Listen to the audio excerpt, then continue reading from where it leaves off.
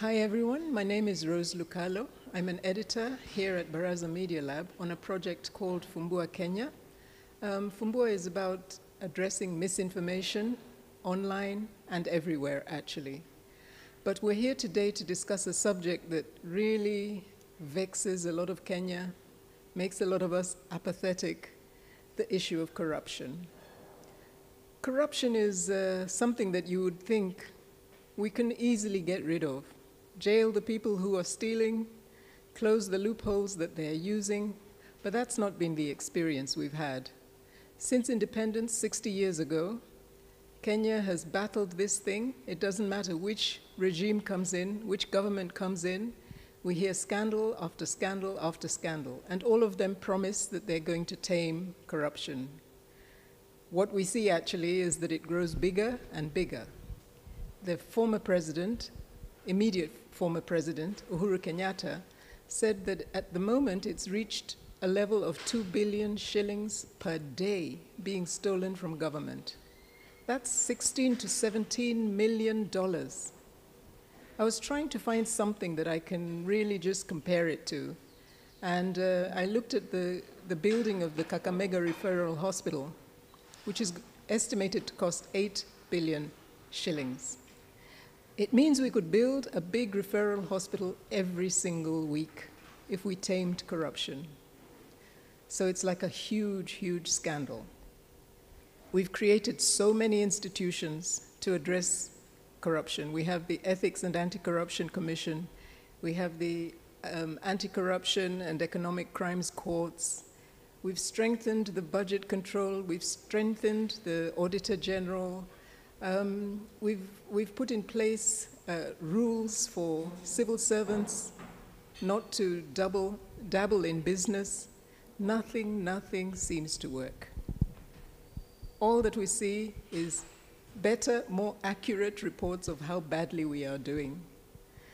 So part of the reason that we're getting together today is really just to look at this thing and see why is it that we cannot get a grip on corruption. There's also the knock-on effect. When we think about corruption, very often we're looking at the grand corruption, but we're feeling it more and more in our pockets. It's being loaded onto all our bills, onto our taxes, and it's really affecting our reputation as a destination for doing business. The richest man in Africa, Aliko Dangote, said that he refuses to invest in Kenya because of the mega corruption. And he's a Nigerian. Nigeria has huge corruption problems. The president of Nigeria, Muhammadu Buhari, said we have to kill corruption before it kills us. It is such a threat to the Nigerian economy. But here is a Nigerian telling us that Kenya may actually be worse. But we don't just want to look at the economic cost. We want to look at the cost to human life and to the socioeconomic fabric of our country. We're doing this actually against the backdrop of a newly released research. Baraza Media partnered with Odipodev and Africa Uncensored to produce a new research. You can find it in two products. One is on the Africa Uncensored website, which is just curated research on the history of corruption in Kenya. The second one is a podcast where we're trying to humanize the face of corruption and to make it alive. And if you go to the Nation Audio site, you can find it a podcast called Greedypendence. The first episode was on the hero, should be the hero, the whistleblower of Goldenberg, Munyekei. Very often we don't recognize these people. To get to grips to this, we have today with us Derek Makandia from Transparency International. Transparency International has been working on corruption and documenting it for over 20 years in Kenya. So welcome, Derek. Thank you very much. And without wasting very much time, why is it that some countries can get to grips with corruption? They can keep it under control, but countries like ours, it just runs away with us. Well, corruption is very hard to diagnose because every time you try, you find so many layers and aspects of it. There is a very different diagnosis for petty corruption, which is very different from grand corruption, and also now there is new corruption, which is state capture. So I think one of the biggest reasons why we are not able to handle it is because of our ethos. It is largely because we as Kenyans allow it to thrive in many ways. Just look at the crop of leadership that we have. We have a parliament which is full of individuals who have been implicated in corruption cases or adversely mentioned, or some have even been convicted or are facing active criminal charges in court. But the moment we allowed our leadership, the composition of our leadership to be tainted and such individuals to occupy those places, then we basically gave corruption a go-ahead. So I think that is one of the biggest reasons why we have not been able to tame it, is because the people who are supposed to tame it are also benefiting from it. In a very small, simple terms, I think that is one of the biggest causes. You're painting a really hopeless picture. The picture you're painting is of a country that's been captured by the people who are making the rules and also profiting from corruption. And then we expect them also to sort out the problem and pass the rules and enforce the rules, the laws. Is it really possible? Is there a way out, really? Well, for many years, as Transparency International and so many organizations working on good governance have focused on strengthening the systems and the institutions so that we are able to prevent corruption. But our systems are only as strong as the people managing them. So I think we have come to the realization that maybe we need to change the people so that whatever the people go to select or elect their leaders, they vote for people who will be straightforward whether or not the systems are good enough. So I think it's not necessarily helplessness or hopelessness, but it's more of a realization that we may need to go back to the people and have a conversation with the people on the need, just the impact of corruption and the need to get the right people into office. If you remember when President Kibaki was voted in, one of his strongest messages was to curb corruption. And you remember there was a period where there was a lot of incidents and a lot of stories and even videos where people in matatus would arrest a police officer asking for bribes. And there was a purge at that moment, and there was that overwhelming desire by people to espouse the values of transparency and integrity. So at that point, we had a very huge dip in terms of even the scandals, the earlier years of Kibaki. And we were very hopeful at that time. And I think one of the best moments of our nation was when we as a people changed how we thought and not strengthened our systems.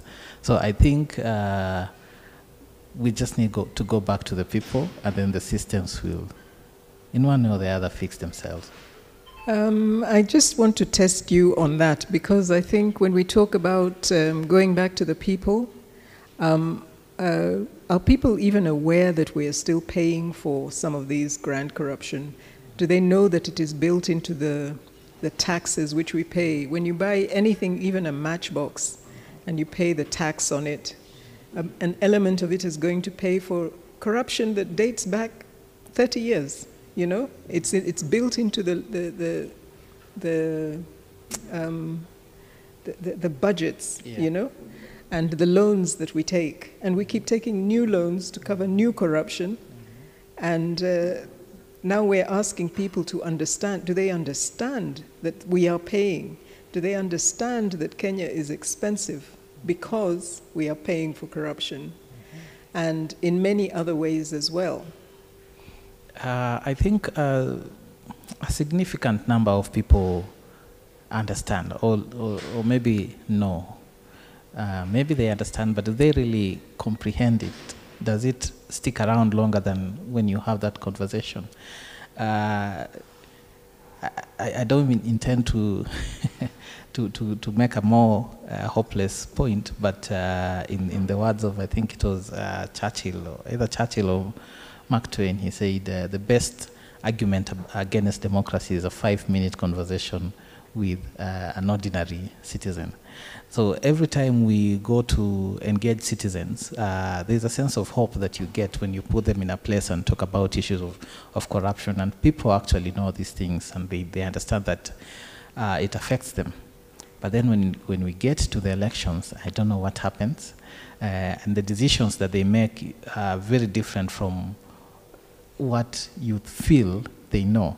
So I think it's I would say it's a gray area. Yeah. It's an area we've not really understood. Yeah. Maybe it's a message we've not packaged well enough. But in terms of having the knowledge on the impact of corruption, they will do. They do. Citizens do. In terms of understanding so-and-so is corrupt, they know. Yeah. But anytime there is any action that is required for them to take against these individuals, something happens. Perhaps it's the economy. Perhaps it's the fact that somewhat corrupt individuals are more philanthropic. So in some way, citizens will feel like they benefit more from individuals who do not espouse those principles than those of us who just go and preach the gospel and leave them that way. So we really need to change how, maybe how we deliver our message. Maybe we need to package it differently, but in terms of knowledge, I think that is there. Yeah, I mean, I think, as I mentioned earlier, it's affecting the whole reputation of Kenya, you know, as a destination for business. And we say we want to grow our economy, and then we don't do anything to address the circumstances. And I think it doesn't affect, very often we talk about investment in terms of foreign investment, but even local people are afraid to invest because you don't know, will you get your money back? Should you just do a quick deal? And you get the culture of my deals, you know, and you know, the tenderpreneurs just get your money quickly and go. Nobody is investing for the long term. I want to switch a little bit, and then let's look a little bit, because institutions like your own, through the years, the whole 60 years of independence, institutions such as yours have been victimized, vilified, harassed, even people associated with Transparency International.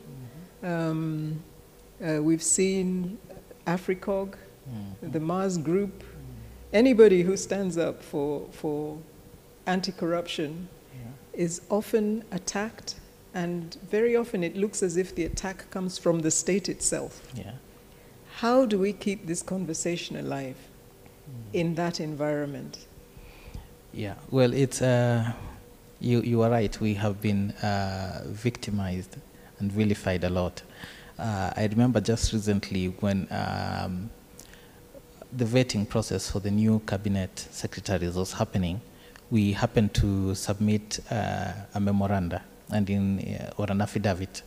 In our affidavit, we raised issues on Chapter 6 generally, and we were telling Parliament, look, you have, Chapter 6 is a very important component of the vetting process and in our laws. And when you are vetting these individuals, you need to also consider issues of Chapter 6. And we even cited some of the reports that Parliament has relied on, or other institutions, on Chapter 6 by getting to a determination that this individual is not competent enough to hold office. And we listed some of the issues on those nominees. And we say that because of so-and-so has these issues, they should not be fit to hold office. And I remember there was a lot of backlash. In fact, there was one nominee who said that the mandate of these institutions, we need to have a conversation about the mandate of these institutions, like Transparency International. They should be protecting us. And we've had a lot of backlash, especially from politicians and the executive on the work that we do. It's not been easy. A lot of institutions that we started the journey with have not been able to be with us here today. Yeah. Yes, I know Mass Group, like now, they really suffered. I know AfriCog as well is be struggling a bit. So it's not really easy for us. Yeah. And the environment is really different right now. The civil societies in the 80s and 90s were more vibrant, more focused on we were able to shape the narrative.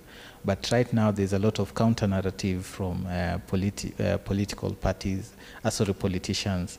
There's also a donor agenda which is really shifting. So the operating environment is very different. So how can we be able to sustain ourselves? I think we need to go back where we found our original voice and our original power and motivation. We need to go back to the people. Yeah. Once we are able to mobilize the people to understand our cause and support us, not in every way possible, then we can be able to come back stronger. And I think that is why platforms as this will be very important, because they reach out to the voice that has been left out a bit, rarely engaged, and just come and support our cause. But I'm wondering, you say we need to go back to the people, and those very people that you're talking about don't stand with the defenders, the whistleblowers, the people who stand up for them. Yeah. All through the year, if you look at, the years, if you look at the history of corruption, I don't want to name names because I will forget some. And some of them are actually portrayed in the podcast, Greedypendence. But you find that people stand up thinking they're doing the right thing, and the cost to themselves is astronomical. Their families are attacked, they are attacked physically, they're attacked economically, and I think I would not be remiss to say most of them end up broke, poor, and disillusioned. And even dead. And even dead. Yeah, we've had quite a number of whistleblowers who have lost their lives. But whistleblowing is one of the essential components of anti-corruption, because almost every scandal has come to light because of a whistleblower. Yeah. I think quite a few have come out through investigative reports, but most of them have been whistleblowing. The Goldenberg scandal, Munyakei was a whistleblower. The Anglo leasing scandal, John Githongo was a whistleblower. And the problem that we've had is that we've never had proper safety nets in this country to protect whistleblowers. We don't even have any legislation on whistleblowing in Kenya. As Transparency International, we've tried for, I think, close to 15 years just to have a whistleblower protection law in place. But at the time of the end of the last parliament, I think that was the farthest we have gotten in that process. We managed to have a bill get into first reading. So for 15 years, we actually started, we tried to get it approved through cabinet, adopted by cabinet, but it failed. Then we got a private member, and we are not there yet in terms of whistleblowing. But it's also a sad and discouraging story, because if you look at, for example, Munyakei, he used to work at the Central Bank. Yeah, after he whistleblew, he was fired from his job, and he ended up to quite struggling. I think, I don't know whether to say a miserable life, but it was quite a tough life after he was fired from his job. Githongo had to go on exile for quite a number of years. And quite recently, we have one of the whistleblowers we are working with in the Mara heist. You remember the Masai Mara University scandal, where we had the leadership involved in abuse of office, Yes. withdrawals of money without following due process. And when he whistleblew, he was eventually fired from his job. Yes. And right now we have an active case in court where we are also parties to that suit, trying to challenge his dismissal from that job. But even if you look at it, even though we are trying to challenge it, whoever was involved is back to the institution. So it's no longer a safe space for him. Yes. The government does not have any mechanisms to even protect him or provide for him. Yes. So without institutions like us and individuals who support him, he has no safety net. And that makes whistleblowing a very risky affair, especially for those who don't have any mechanism. So whistleblowing is one of those things where we need now to strengthen institutions. Yes. The people might not be, at least unless the people might only be instrumental in adding a voice or pushing for institutional legal reforms to have those safety nets. Yes. But we go back to our elected leaders. Why is the whistleblower protection bill not in office, not in place, more than 10 years after it was proposed? Maybe right. There's something that is uncomfortable there, that the leaders don't want it in place. Yeah.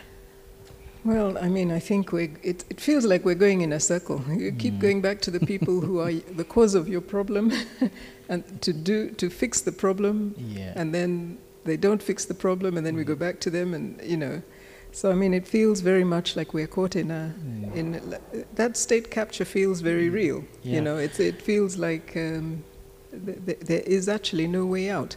I True. actually wanted just Yeah. to ask how institutions like yours survive in that environment when others fell by the wayside. Well, I think a combination of strategies. One, I think we are one of the things that really supports us is that we are a global organization. So we are a global movement, and anytime we get hit maybe by this pressure from the current government, at least we can seek refuge in the international movement. So I think that is one of the reasons why we have been able to survive for long. And then secondly, I think we've been able to find a balance between the old style of activism and civil society signature Yes. style to the modern one. Initially, civil society organizations were very combative, never engaged government, viewed government as the enemy. But for us, we've been able to identify allies within government and work very closely with them. So I'll just give you an example, like some of the legislations that we've been able to support like election campaign financing, the Leadership and Integrity Act, the Public Officer Ethics Act. The moment you start thinking about legislative reforms, then you have to work with those people that traditionally you are uncomfortable working with. You have to sit with Parliament, you have to sit with those relevant committees, you sometimes have to sit with even the veto powers, you have sometimes to have Yes. meetings with even maybe, for example, the chief whip, just to get the numbers that you need to push for a certain legislative agenda into place. We've been able to work very closely with caucuses in Parliament. There's a caucus called African Parliamentarian Network Against Corruption. And we work with them, we sell them our agenda, and we tell them we will support your agenda, but please also support this.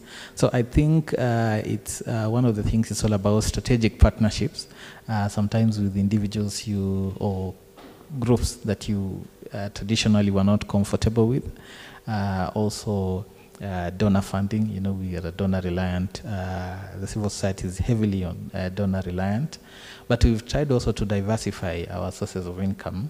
Though it's a bit difficult, but we've been able to make a few progresses in terms of diversifying our sources of income, Yes. changing our resource mobilization strategy. So you really need to think out of the box if you have to survive this place. Yeah. Yeah. It's interesting coming out of what you're saying. There's a lot of reference to global support, donor funding, all these things that we rely on to keep the anti-corruption movement going. But at the same time, some of those global forces, there are also global forces that cooperate with the corruption forces. Yeah. The forces of corruption. How do we address those as Kenyans? Because sometimes you find that the corruption is hidden in so many channels that are not accessible to us. We don't even know about them. Yeah. You know, I mean, international banking structures, international conduits, you know, we hear about involvement in arms and trafficking through Kenya, all forms of trafficking, from human to arms to gold. Even the Goldenberg was about, it started with gold and minerals that we don't have. There's a big global network that supports and underwrites much of the corruption in our part of the world. How do we address that? Because without that support, some of the corruption at least would die. It's it's a very tricky balance.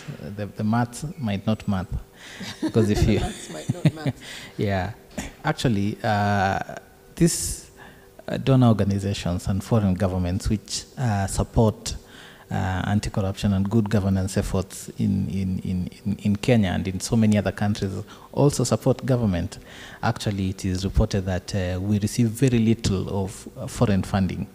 So you will go to government and there is a foreign government supporting, in terms of foreign aid, you would find even up to 80 or even 90% of foreign aid going to government. Yes. And then this 10% going to programs like ours. Yes. And from my own experience, anytime we have that situation, we have to be very diplomatic when we're engaging government. So you would get conditional grants, which says when you are doing a march or a protest, you can't mention us, you can't brand us, because you are protecting against the same government. Yes. That we are supporting. Yeah, so things have really changed. The good thing about the old civil society movement is that they were able to shape the agenda, and donors would come and find what you're doing and support you.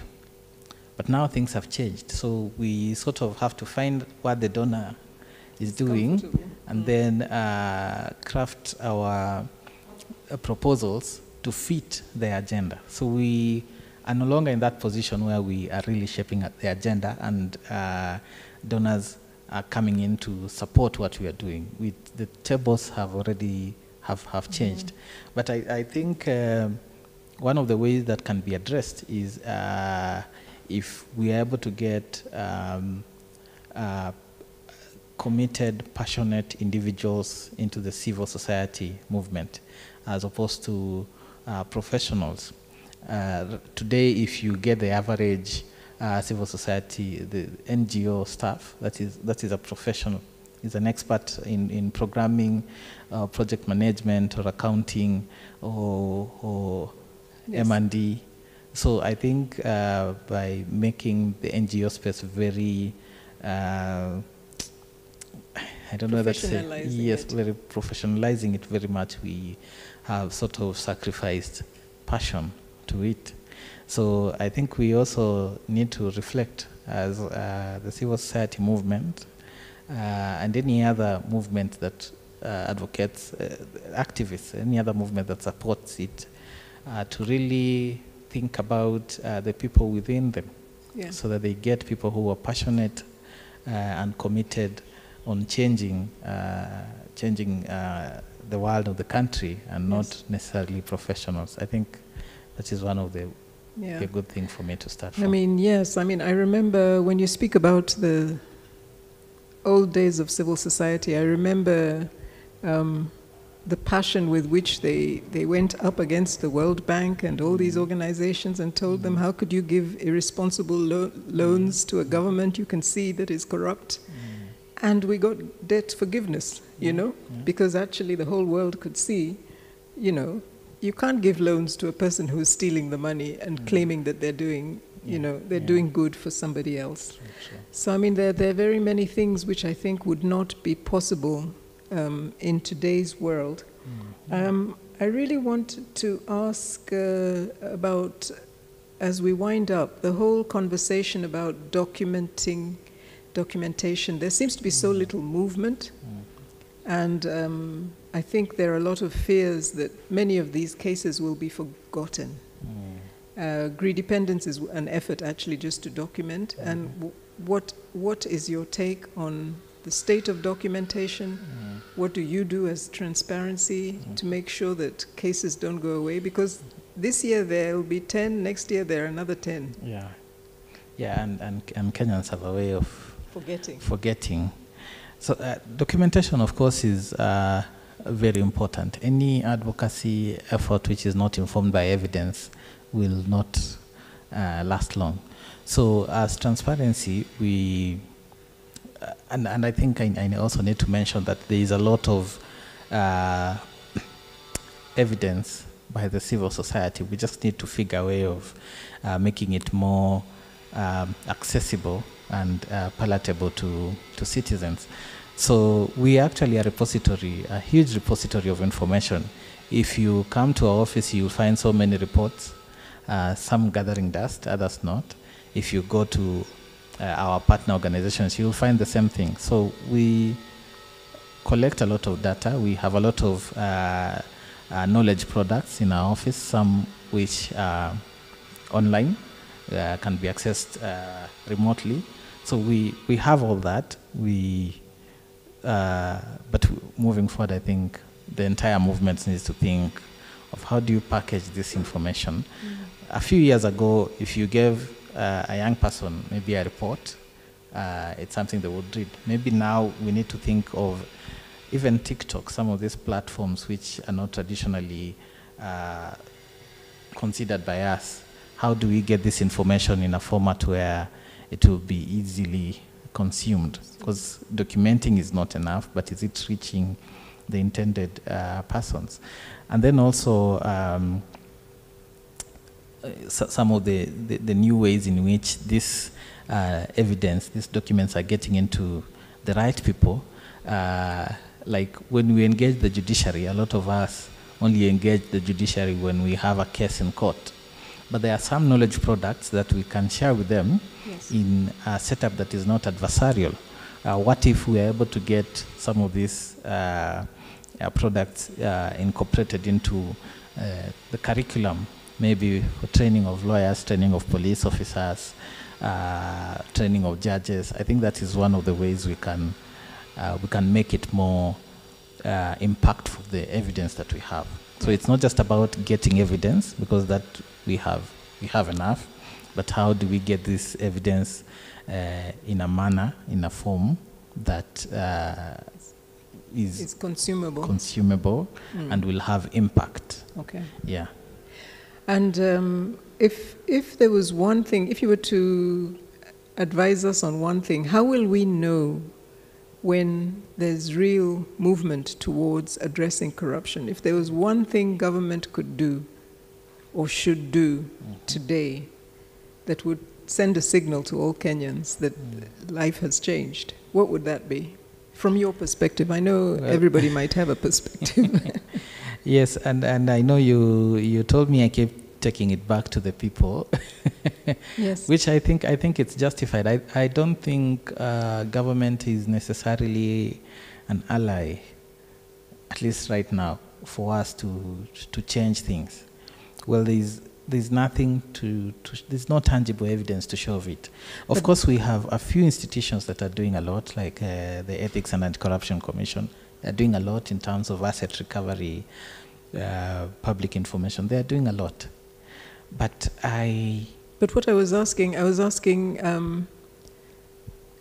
if government were to have a change of heart, how would we know?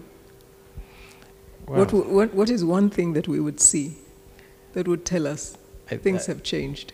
I think we would see more the so-called big fish being prosecuted expeditiously for their crimes and being jailed. I think the more high-level successful convictions that occur, that will be one of the greatest achievements for us, and coming from government, because that entirely depends on government doing investigations the right way, prosecuting the right way, courts being objective and expeditious in the judicial process, and even the prison systems being very effective. I know recently I've been seeing on social media one of former MPs, John Waluke, legislator, and someone was saying that they went to the prison and they found him very comfortable. Yes. So, so once we have this, the entire criminal justice system working, I think that will be a great indicator of success. Okay. Yeah. Well, I think I would just leave it there for now. And thank you very much for joining us. And thank you all of you who are joining us online, thank you for joining us. And just a reminder, you can reach some of our research on the Africa Uncensored website. Africa Uncensored is a close friend and partner. And you can find their research on WikiLeaks, not WikiLeaks, WikiLeaks. And on Nation Africa, you can find the podcast Greedypendence. Thank you for joining us. Those of you who are with us physically, thank you very much for joining us, and we hope that it was informative for you. Thank you.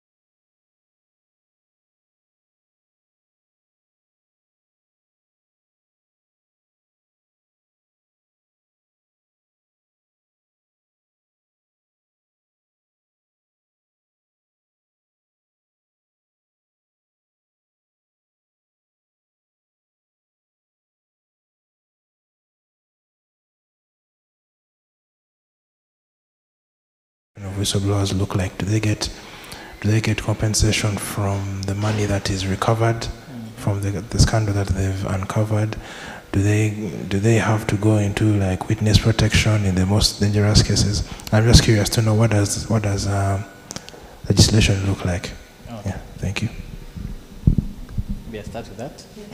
Yeah. So in terms of information, on our website, if you go to check our website, you click on reports. There are so many reports you'll find there. There are also links to other platforms, which are not reports per se, but they have a lot of information.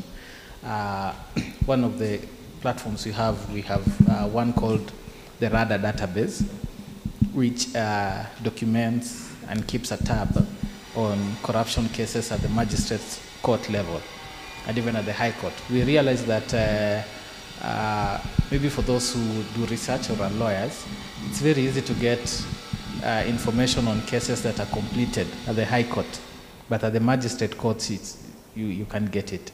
And then we also realize that you also, even in the media, you get a lot of information when someone is charged in court, but after that, you will not get information. So we developed a RADA database which keeps tabs on all this information. So if you go, you will find that this person was charged maybe in 2020. The case will come up for hearing on this day. So you'll get like a chronology of events on when the case on the case. And then we also have a platform on that documented use of public resources during campaigns. it's still there. So there's a lot of information. Once you go to our website and you just scroll through it, you get all that information. Then secondly, on the whistleblower protection legislation that we are proposing, well, it has a raft of recommendations. The entire objective of the legislation is to promote and protect whistleblowers. So by promoting, it proposes government to, or government institutions or departments, even at departmental level, to it proposes that it should be mandatory for all these institutions to have guidelines, whistleblower guidelines within the organization. So for example, who is a whistleblower? Where can he report? When can he report? Which officer within the department is in charge of receiving reports, whistleblowing reports? What do they do about it? So the bill proposed every government institution to have in place whistleblower protection, whistleblower policies, because it's beyond protection, it's also promoting. And then there's also the aspect of protecting whistleblowers. Which institution should they go? In Kenya, we have a Witness Protection Act. But you see, you are only a witness when the matter is in court. That's when you become now a witness. Before that, you are not a witness, so there's no protection mechanism for you. So it proposed the Commission on Administrative Justice to be the custodian of, to be in charge of witness protection in the country. There was also a proposal on proceeds. There's a lot of debate on it. At some point, we proposed that the whistleblower receive 5% of the proceeds. But then there was a lot of debate around it. People were saying, what if it's, like Goldenberg was in billions. So what if or Eurobond was almost 100 billion. So what if there's a whistleblower who whistleblows and we recover 100 billion? That's a lot of money to give them 1%. So there was a lot of conversation around it, but I think we were in agreement that we needed to, first of all, protect whistleblowers financially so that you don't lose your job. There should be safety mechanisms to make sure that you will never be jobless by virtue of your whistleblowing or receive a token. And then also legally, so that you are not victimized. So you can whistleblow, and then your employer takes you to court for maybe releasing confidential documentation. And then, so there's a whole aspect of promoting and protecting. I think I can make it accessible. Yeah. We have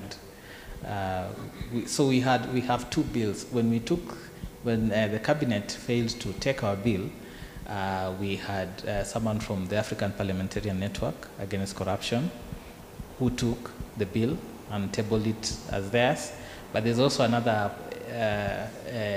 MP who also took the bill, or the idea, did another bill very similar to ours, and then submitted it to Parliament. But what we've been doing over years is to try to get the two of them to work together to do a draft bill and push it as one bill. So I think I have a copy, but Okay. can do an email, maybe share with you the bills.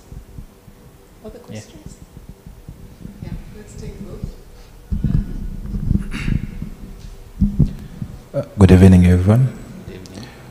My name is Lazarus, and thank you to Baraza Media for organizing this. I think I have so much to share. I don't know where even to start.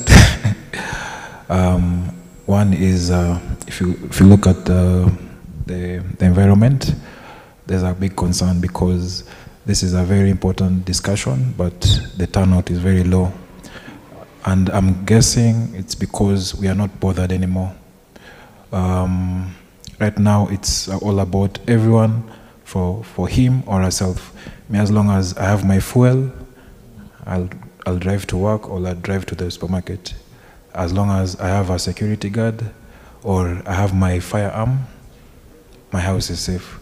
So I think the first problem is we are not bothered. As long as I'm sorted, other people, you can sort yourselves. And then another thing is, there's also this issue of entitlement. I know this person, I know that person, and if you don't know that person, you are doomed. We have become a nation whereby, because of my last name, because I know who this and that in government or in the police sector or in the private organization, I'm good to go. Like today, I think on social media, I saw Catherine Kasavuli, I think she had an issue, an appeal. But how many people every day are seeking that blood, but no one is airing the appeal? So it's also about this, your status in the environment. I also have an issue with Transparency International. There's a time I've invited you for an event, and I feel most of these organizations, you only attend events, I feel, depending on how prestigious it is or who invited you. But when it comes to other maybe events or something like that, no one shows up. And as big as organizations like Transparency International, they're nowhere to be seen. Another thing is the civil society, all these people that are fighting for corruption, fighting for justice, where are they? They're nowhere to be seen. On the ground, people have given up. People are in fear. Who will we run to? And I don't want to talk too much because I need to allow others to talk, but I also feel, and there's this comment that it's hard everywhere. Most of these organizations like UN, I won't say Transparency International, but maybe, they're just there they're just there to manage the situation. But if they can solve the situation, maybe they won't even be there. But most of these organizations, they're just there to manage situations because they're receiving funds, they're comfortable, they'll shout a little bit, then they go back home. But are they really solving the situation? And I'll conclude by saying, you're saying that the big fish will be caught. If the big fish can be caught, that would be a good sign. The other day, I think I saw, is it the current MP, Waluke, who? I hear he has been caught, but he's still dressing well, as in he's comfortable where he is. So it's sad what's happening. On the ground, people have given up. As in, it's not a good situation, and we just talk, we're not talking. And not that I'm for pro-violence, but sometimes if some lives can be lost so that we can be redeemed from all this, we are saying state capture, blah, blah, blah, I think we'll be somewhere as a country. I'm in pain, I'm in bitterness, because where will our children go? Myself, where will I go? Kenya is my country, but there's no progress. And the same talk, the same scorecard, the same strategic plans every year, now and then, they're just being released. So those are my comments, and thank you for this opportunity. Do I want to respond first? Okay. Thank you. My name is Francis Sakwa. I work for Adopt Peace and Justice Defender. It's a global solidarity network.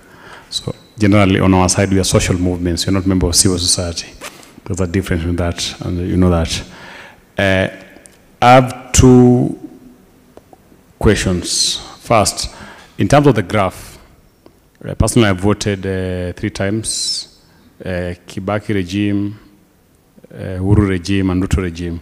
So in terms of graph, do you have hope in terms of issues of integrity and corruption? Are we doing good or are we doing bad for the 3 regimes? I need to get that before we develop the next action plan. Number 2, I think you've done your presentation there, and think you have not given us hope, but it seems a hopeless society and a hopeless nation. We cannot do anything. Generally, I believe that our argument is if you can't get justice via voting, I think the court must protect us. And most likely there's this animal called Chapter 6. It's always being talked about Chapter 6. So how does it exist? Does it exist, and how can it be used to protect us? Because if it doesn't exist, tell us, because there's this issue of Chapter 6, but it's not protecting us. Because how do you allow, for example, I come from Waluke's area, how do you allow people to elect a convict? So I need to understand, what do we do with this Chapter 6? Do we throw it away? What is the loophole? Because the court are not protecting us, the constitution is not protecting us. So what will happen? Because prior statement is hopeless. We have to go to the court, it's not working, the constitution is not working. What is the way forward? Thank you. Okay. I hope, I apologize if I took away any little hope that you had, but I think the intention was to make you angry, at least make you angry. I was giving you facts. I was giving you a very true picture, no matter how grim the situation is. I didn't want to sugarcoat. So if you took it that the message, the intention was not for you to lose hope, but to gain hope and to do something, to get angry. You remember when the Supreme Court was being heard, there was a lawyer who said, I invite you to exercise your anger. So I invite you to be angry and not hopeless, that something can be done, especially from you. It's a good thing you've mentioned that you're not civil society, but you're social movements. And I think social movements are an embodiment of what civil society was before. You are the true spirit of what civil society stood for and how they began. And I think if you're able to learn from the lessons that civil society has learned and build up on them, focus on your strength, I think you're the next frontier for change. So I think there is a lot that you can do. In terms of Chapter 6, well, you know the stories that sell a lot are those that are hopeless. Let me go back there. So anytime there's someone who is out of the hook of Chapter 6, that's a story that sells. But anyone who's been kicked out of office on Chapter 6, it's not something very compelling, but we actually have a lot of success. Can you just imagine if we didn't have it? We have Sonko, for instance, who was kicked out of office on the basis of Chapter 6. It is Chapter 6 which says that if you've been removed from office for violating it, you cannot occupy any other public office. When the Supreme Court finally made a judgment on his impeachment and said you've been impeached, that is being removed from office, you can't occupy any other public office. That was a success. Waititu has had to suffer from the same fate. So these are individuals that we don't expect to ever hold public office by virtue of Chapter 6. We had our first Deputy Chief Justice under the new Constitution, Nancy Baraza, who was removed from office for pinching a nose. That is a Chapter 6 issue. The report actually said that that behavior is not befitting a public officer. It was a Chapter 6 success. We have governors who've been told not to access office when they're being investigated. That is Chapter 6, because they might tamper with witnesses. It's basically the court raising questions on your credibility, on your character with Chapter 6. So there's a lot of success that we've had, but we might need another forum to engage it further. My brother raised issues on apathy. I think I agree with you. A lot of, especially young people, are no longer interested in issues of corruption. I think it's become a narrative that seems to have no end. And you also say that maybe we are here to manage the situation, but I think that we are doing the best we can. Of course, there's some success that has been made, but for us, we are like the hummingbird story of Wangare Maathai. That whether it is we are trying to put out a forest fire by a drop of water, it is the best that we are doing. And if all of us can do the best that we can, then I think we can do a lot. Interest, yes, there's very little interest in terms of these issues. I think one of the reasons why is because we've made corruption a very elitist thing, that if someone implicates you of corruption, that means you've made it. Maybe we just need to call it theft, because actually it's theft. Yeah, if we say a politician has been charged for theft, it's more striking than corruption charges. So I think we need to go back. There's something you said which I seem to have forgotten. The graph? Between regimes. The trend. Yeah, the trend, whether it has reduced. That's it. Yeah, yes. So a lot of analysts say we are getting more corrupt. Others say the opposite. But I think for us, to be honest, I think we have stagnated somewhere where we are making gains, but there are also a lot of cutbacks to the gains that we are making. So there's a lot of corruption happening now, but there are also a lot of gains. If you just go through the ESCC reports on asset recovery, the assets that are being recovered now, and compared it to years ago, then we are making a lot of progress on that front. But if you look at now the monies that are being lost, then we seem not to be making progress. So I think we've sort of... Do you have a figure on the recovery? Do you have any ballpark figure?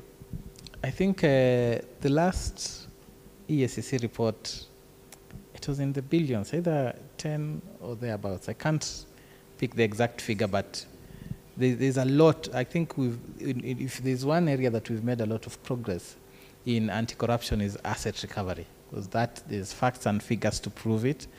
Just go through the ESCC reports, the asset recovery agency reports, the financial reporting center reports. I think there's a lot that we've done on those fronts. Yeah. Do we have any more questions, or are we ready to wind up?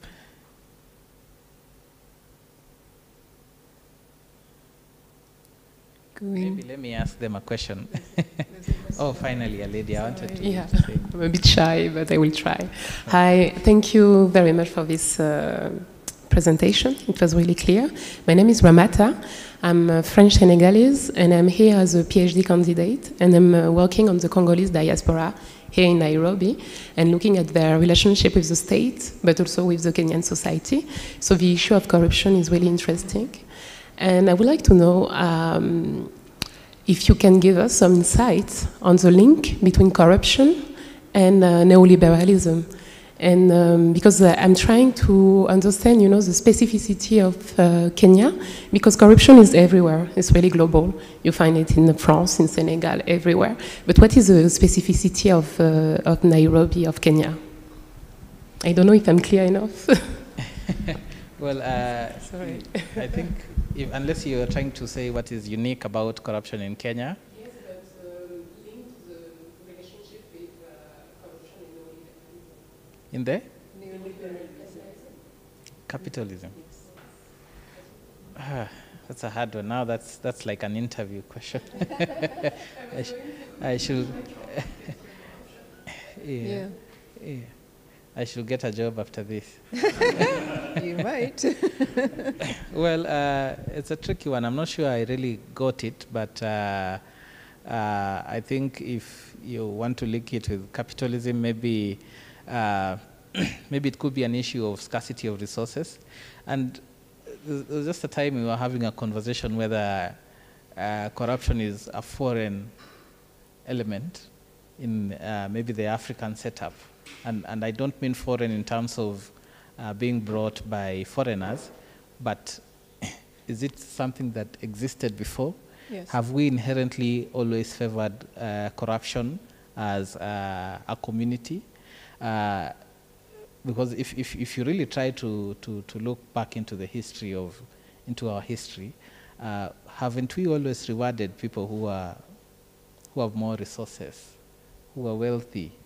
isn't the idea of getting someone with good ideals into a leadership position as foreign as as voting itself. So maybe with the scarcity of resources and the idea of capitalism and greed and just accumulation of wealth, it could be one of the things that fuel corruption. I think there are alternative views on that, and there are certain views that that say that Kenya never disengaged from colonialism. Really, we just changed the players, and the original, the colonial ethos was extraction, and we just literally replaced the black with the white and continued with the extraction.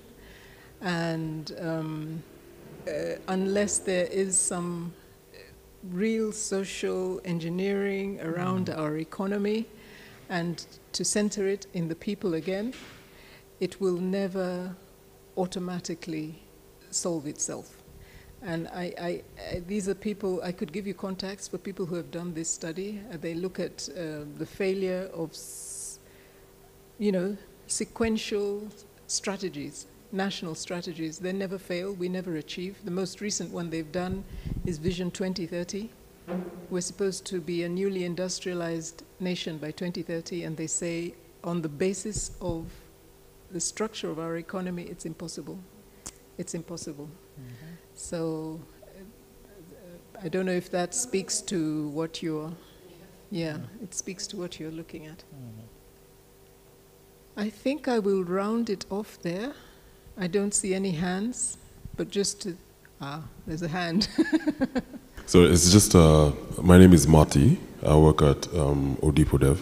It's just a comment based on everything that everyone has been saying.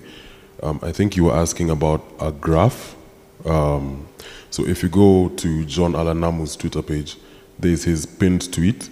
There's a project we did with Africa Uncensored, which looks at corruption based on each regime, from the Moi regime, the Kibaki regime, the Uhuru regime.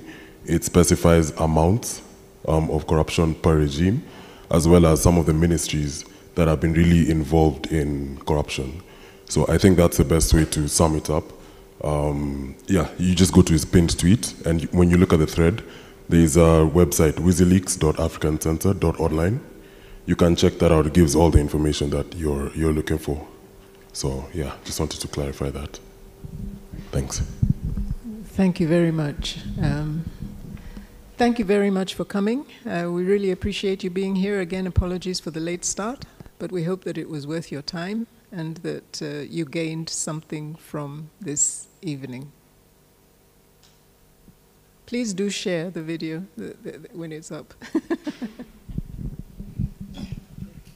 I wanted to